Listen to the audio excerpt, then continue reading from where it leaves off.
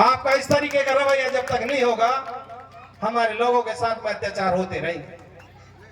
तो मेरा आप सभी से यह निवेदन है, हर तरीके के कार्यक्रमों का आप आनंद लीजिए, सब कुछ करिए, लेकिन इन्हीं से हमारा समाज का कल्याण होने वाला नहीं है। हमारी लड़ाई बहुत लंबी है। हमारे समाज के लोगों को देखिए, कमजोर मिलेंगे, पैसा जो कमाएंगे वो दारू में लगा देंगे, नशे पते में लगा देंगे, किसी और काम में लगा देंगे।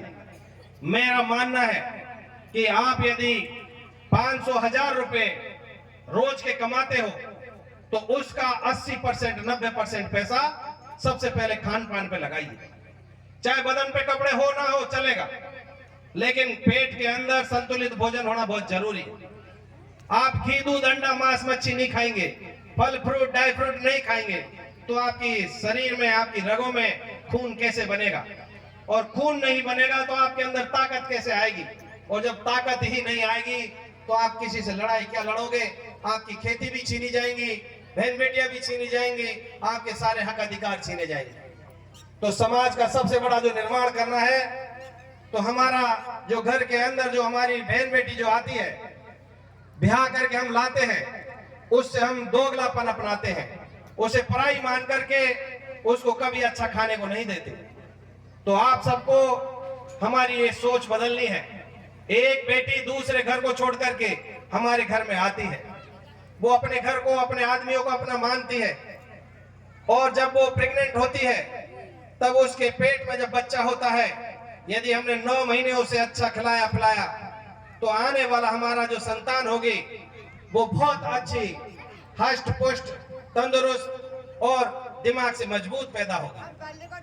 और ये जब आपका बच्चा आएगा और 8, 9, 10 साल जब आपने उसको इसी प्रकार से अच्छा खाना खिला दिया, तो वो 10, 12, 15 साल में ही 20, 25 साल जैसा आपके बराबर कंधे का खड़ा हो जाएगा।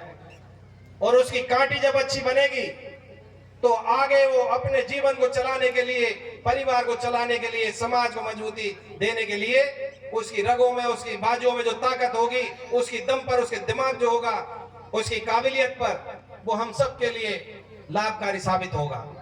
तो मेरा सभी से निवेदन है, घर में सबसे पहले आप अच्छा खाइए पिए, नशे से दूर रहिए। ये नशा आप नहीं कर रहे, आपको कराया जा रहा है। सारी ऐसी बस्ती जहां पर भी होती है, दारू के ठेके दूर होते हैं, लेकिन एक ठेका आपके घरों में, आपकी दुकानों में जरूर चलता है। वो क्या है? वो आपके लिए परोसी जा रही है, आपको आदी किया जा रहा है, और उस दारू से वो व्यक्ति खराब हो जाता है, उसका परिवार, समाज बर्बाद हो जाता है। इन सब से दूरी करिए, बच्चों को पढ़ाइए लिखाइए, अच्छा खिलाइए और समाज को मजबूती प्रदान करने का काम करिए। और एक और चीज, आप लोगों को सामाजिक जागरूकता के साथ साथ में राजनीतिक जागरूकता भी लानी पड़ेगी, क्योंकि आज जितने भी पावर है, सामाजिक पावर तो आपके पास में आप बना लोगे, लेकिन जब तक आप राजनीतिक पावर अपने हाथ में नहीं लोगे, तब तक आप अपने समाज का कल्याण नहीं कर सकते। आपको जैसे बाजार के अंदर एक नोट एक तरफा छपा नहीं चल सकता, वो नकली माना जाता है, वैसे ही समाज को मजबूत करना है तो समाज के लीडरों को भी आपको मजबूत करना होगा, राजनीति में हाथ बटाना होगा, और वहीं आपके समाज के, देश के और आपके प्रदेश के भविष्य का निर्माण होता है। किन के लिए क्या योजनाएं बननी है, सड़कें कहाँ बननी है, पानी कहाँ लगाना है, कहाँ पर कौन सी आपका चिकित्सालय खोलना है, कौन सा विद्यालय आपका खोलना है, इन सब का निर्माण आपका सरकार ही करती है। उनमें आपका पैरवी करने वाला मजबूत आदमी आप लोगों का होना चाहिए।